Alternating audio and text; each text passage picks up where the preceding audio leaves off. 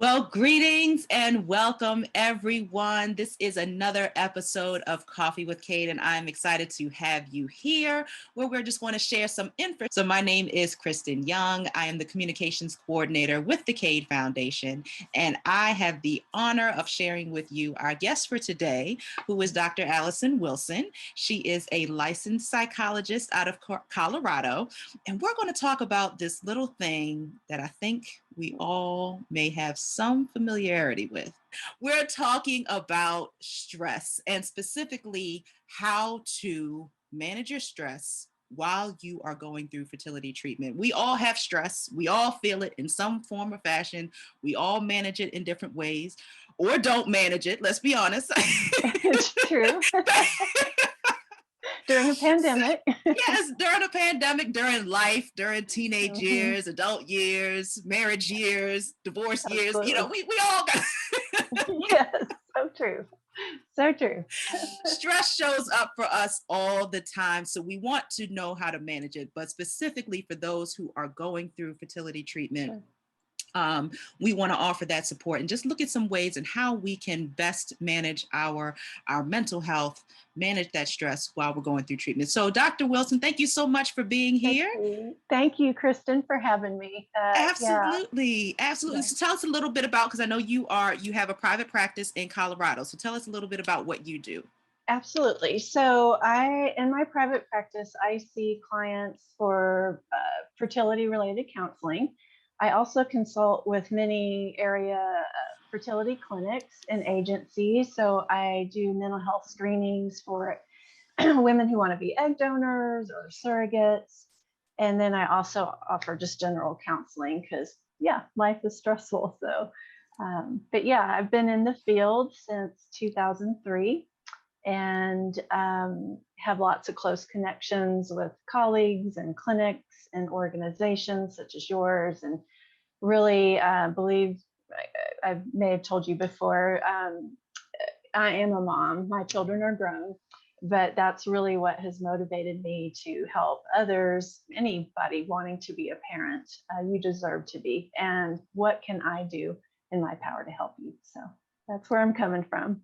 I love it. I love Yeah, it. I love it. It's so true. Being a parent is amazing, and there's so it many is. families that are Oh, that's a true work in progress, it and is. that's what we do here at the Cade Foundation, supporting those families overcoming infertility and making Absolutely. sure you have the resources and the hope. Mhm. Sometimes it's just the hope that you need. Yes, yes, Yes, to get through. exactly.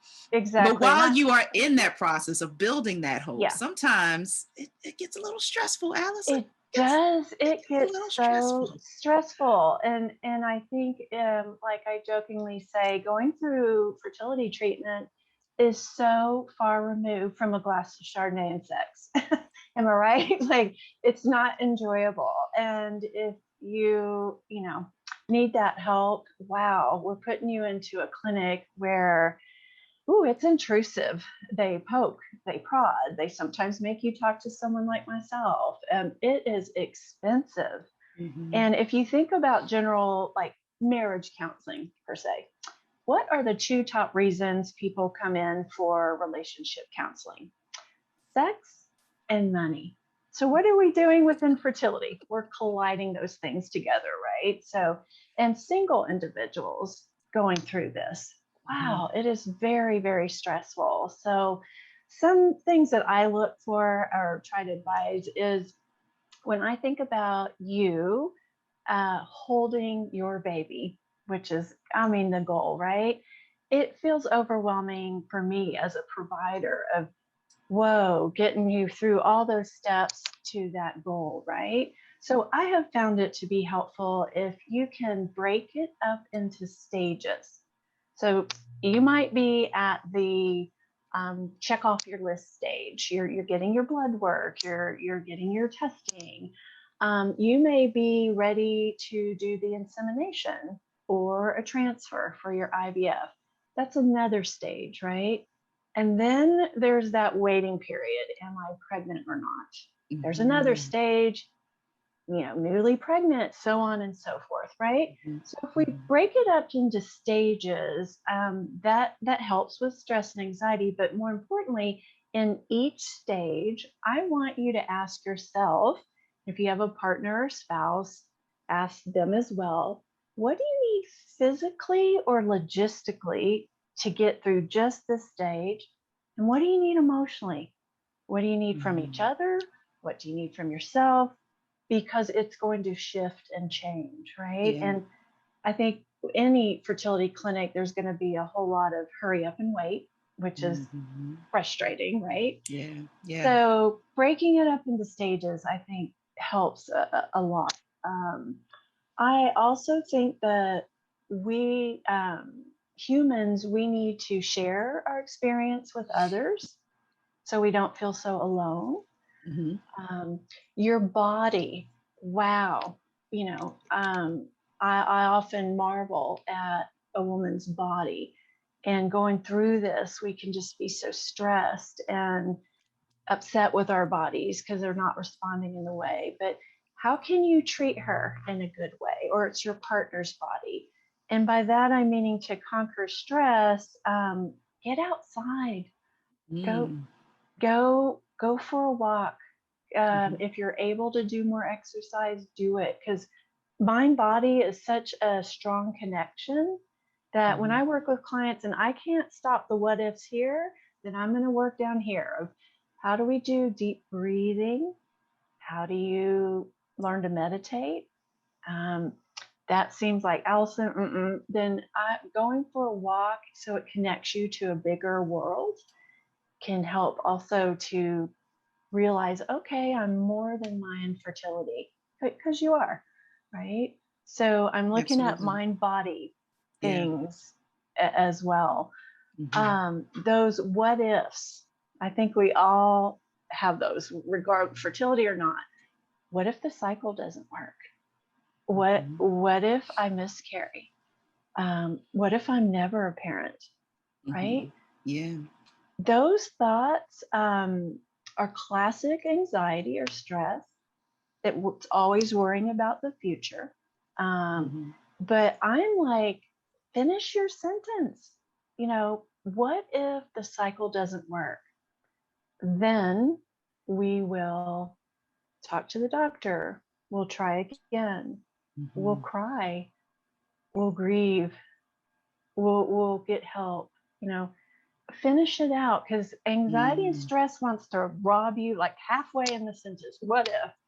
And it's Mhm. like a bully that terrorizes you and puts you in the corner, right? And where it's a reminder, then we will, or then I will. So finish out that sentence.